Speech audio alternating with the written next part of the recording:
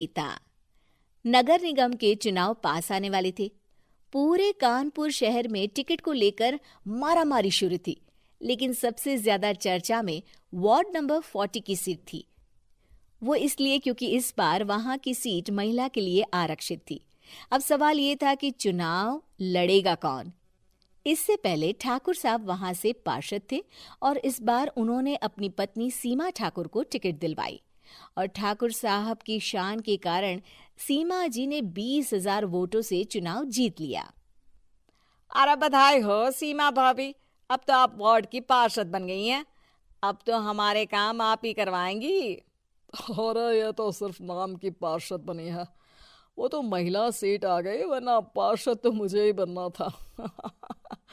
अब भले ही चेहरा इसका होगा, लेकिन पावर तो मेरी ही होगी। अरे वाह भाई साहब, क्या दिमाग लगाया है आपने भी। आइए आप लोग, खाना लगा दिया है सबके लिए। सीमा जी पार्षद बन चुकी थीं, फिर भी उनकी एक ना चलती। सारे काम ठाकुर साहब खुद ही संभाल लेते और जहां जरूरत पड़ती वहां सीमा जी का अंगूठा लगवा लेते। सीमा जी ज्यादा पढ़ी लिखी भी नहीं थी। एक दिन ठाकुर साहब और सीमा एक प्रोग्राम में जाते हैं। अरे ठाकुर साहब, आप आ गए। ओहो, पार्षद मैडम भी आ गई हैं। स्वागत है आप दोनों का। लगता है हमारे पार्षद फंड का सही इस्तेमाल हो रहा है। चलिए अब उद्घाटन करते हैं। ये लीजिए ठाकुर साहब कैची, आप ही सबसे पहले प्रवेश कीजिए। सब लोग आगे निकल जाते हैं और सीमा जी पार्षद होने के बावजूद भी पीछे खड़ी रह जाती हैं। वो देखती हैं कि वेलकम बोर्ड पर उनका नाम है, लेकिन महिला होने के कारण कोई उनका सम्मान नहीं कर रहा। अगले दिन एक आदमी उनके घर आता है। अरे ठाकुर साहब नमस्कार। कल ना हम नोटिस किए कि हमारा घर तो अवैध है और नगर निगम वाले उसे तोड़ने आ रहे हैं। अरे कुछ कीजिए ना ठाकुर साहब। देखो भाई, मैं तो ज्यादा कुछ कर नहीं सकता, पर अगर तुम सबकी जेब गर्म कर दो तो कुछ हो सकता है। कुल मिलाकर 4 लाख लगेंगे। अरे 4 लाख ठाकुर साहब? अरे भाई, मैं अपने लिए नहीं मांग रहा हूँ।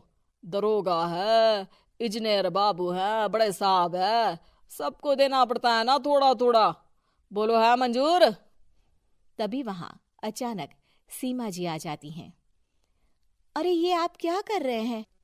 पहले इन्हीं लोगों से तो आपने वोट मांगे, अब इनसे ही पैसे ले रहे हो। अरे चुप रहो तुम, तुम्हारा काम है सिर्फ अंगूठा लगाना, तुम वही किया करो। मुझे दूसरे काम तुम मत सिखाओ, समझी? और तुम ना जाओ, अब पैसे लेकर आओ, वरना जेसीबी किसी भी वक्त आती होगी। सब कुछ ऐसे ही चलते रहता है। एक दिन सीमा जी और ठाकुर साहब को एक लोकल मीटिंग में बुलाया जाता है। वहां पर कई और अधिकारी लोग भी मौजूद रहते हैं। अब मैं चाहूंगा कि ठाकुर साहब हमारे बीच 2 शब्द कहें। मेरे प्यारे भाइयों और बहनों, आज मेरा सौभाग्य है कि मैं आप सबकी सेवा दिन रात कर पा रहा हूं। आपने मेरी पत्नी को भारी मतों से जिताया है, इसलिए मैं आप सभी का शुक्रगुजार हूं। मैं आप सबसे वादा करता हूं कि हमेशा की तरह हमारे वार्ड में किसी को कोई तकलीफ नहीं आने दूंगा। सभी लोग तालियां बजाने लगते हैं।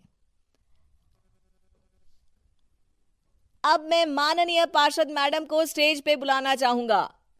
अपने नाम को बुलाया सुनकर सीमा जी एकदम चौंक जाती है। उन्हें बिल्कुल उम्मीद नहीं थी कि इतनी बड़ी जगह उन्हें मंच पर बुलाया जाएगा। जैसे तैसे वो मंच पर चढ़ती हैं। ऊपर जाते ही सीमा जी को सारी पुरानी बातें याद आ जाती हैं कि किस तरह उनके पति उन्हें कभी भी आगे बढ़ने नहीं देते और उनके नाम से गलत काम करते हैं।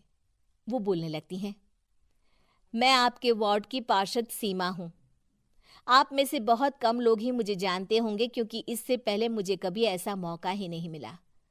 सारे मौके मेरे पार्षद पति यानी आपके ठाकुर साहब ही लेते रहे, लेकिन आज ये मौका मुझे मिला है तो मैं इसे ऐसे ही नहीं जाने दूंगी। मैं आपको ये बताना चाहती हूँ कि आपके ठाकुर साहब मेरे नाम की आड़ में गैर कानूनी काम करते हैं, जिस पर अंगूठों के निशान मेरे होते थे।